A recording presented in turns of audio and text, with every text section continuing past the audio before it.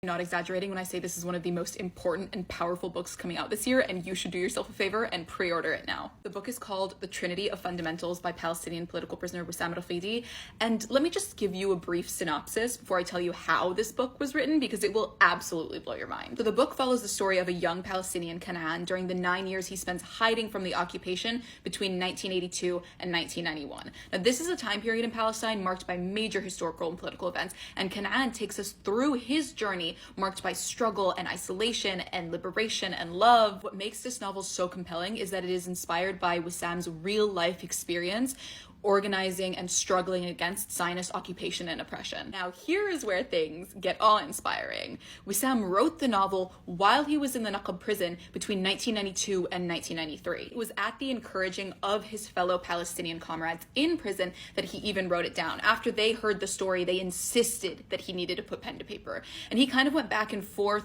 on how to do it and ultimately landed on what is essentially auto-fiction, a fictionalized account of his real-life experiences. As you can probably imagine, writing the story had to be done in secret and extremely carefully. There were constant, frequent cell searches done by Israeli prison guards, and what other Palestinians in the prison would do during these cell searches is that they would act as monitors. They would take as many pages of the novel as they could, wrap it in dough, and then wrap that in plastic wrap and toss it to other sections of the prison. They'd call this a fax. Part of the reason that they were so careful with each and every page is that Wisam refused to rewrite anything. He wanted every page to be full of fresh, raw emotion. He didn't think that rewriting anything would capture the same feelings that he had when he was putting them down on paper for the first time. As the book was being written, it was being shared around the prison to all the different organizations, and it was very well received. One day there was a cell raid, and the monitor who was throwing the fax didn't throw it strong enough, and it landed directly in the hands of an Israeli prison guard.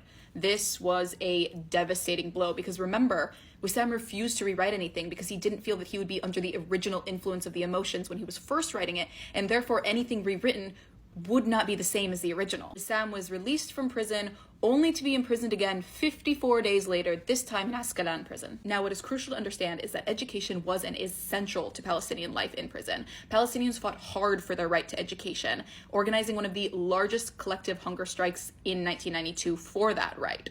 After Oslo was signed in 1993, books and libraries were finally allowed into prisons, but education was still an uphill battle, and a lot of the hard-won victories of the 90s have been reversed in the 2000s. But still, all the while, Palestinians self-organized, teaching and learning from each other about rights and resistance, devoting themselves to their education. Now, this is where things start to get even more wild. So in 1997, a representative from Wisam's organization comes to the prison where he is to deliver a course to him that had originated in Nafha prison to get his opinion on the cultural program. So Sam is looking through the course list, and what does he see but the Trinity of Fundamentals, his book.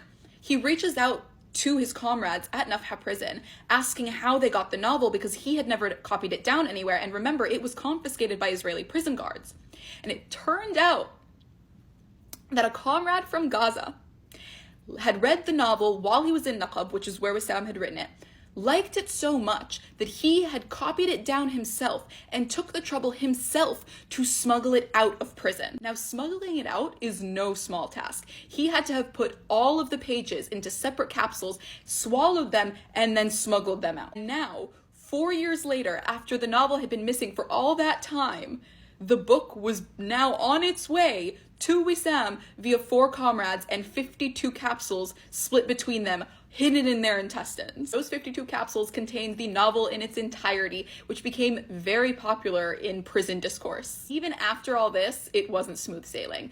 Wisam was transferred to another prison, Tel Mond, and this time he had to smuggle all 52 capsules himself, which he did by hiding them in secret pockets in his briefs. It was while he was at Tel Mond that he decided to publish this novel publicly rather than just have it circulating in the prison circuits. His comrades in prison let him know that there was a crack in the visitor's room where copybooks could be snuck through.